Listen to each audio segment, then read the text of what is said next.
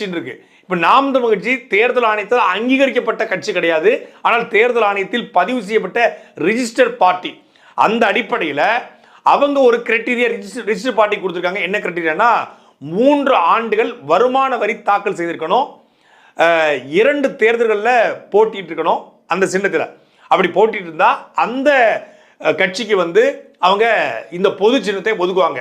அப்படித்தான் மக்கள் நீதி மையத்துக்கு அவங்க கேட்ட சின்னத்தை கொடுத்துருக்காங்க. 3 ஆண்டுகள் வருமான வரி, 2 தேர்தலில் போட்டிட்டு இருக்காங்க. அந்த அடிப்படையில் மீண்டும் டார்ச் லைட் சின்னம் மக்கள் நீதி மையத்துக்கு ஒதுக்கப்பட்டிருக்கு. மக்கள் நீதி மையத்துக்கு ஒதுக்கின டார்ச் லைட் சின்னத்தை போல ஏன் விவசாய சின்னத்தை நாம் தமிழர் கட்சிக்கு ஒதுக்கல அப்படிங்கிற கேள்வி இப்போ பிறக்குது. நாம் தமிழர் கட்சி 2019 நாடாளுமன்ற தேர்தலையும் விவசாய சின்னத்தை தான் போட்டிட்டாங்க, 2021 சட்டமன்ற தேர்தலையும் விவசாய சின்னம் தான் போட்டிட்டாங்க. அதே போல ஊரக உள்ளாட்சி தேர்தல், நகர்மன்ற தேர்தல், இப்படி 4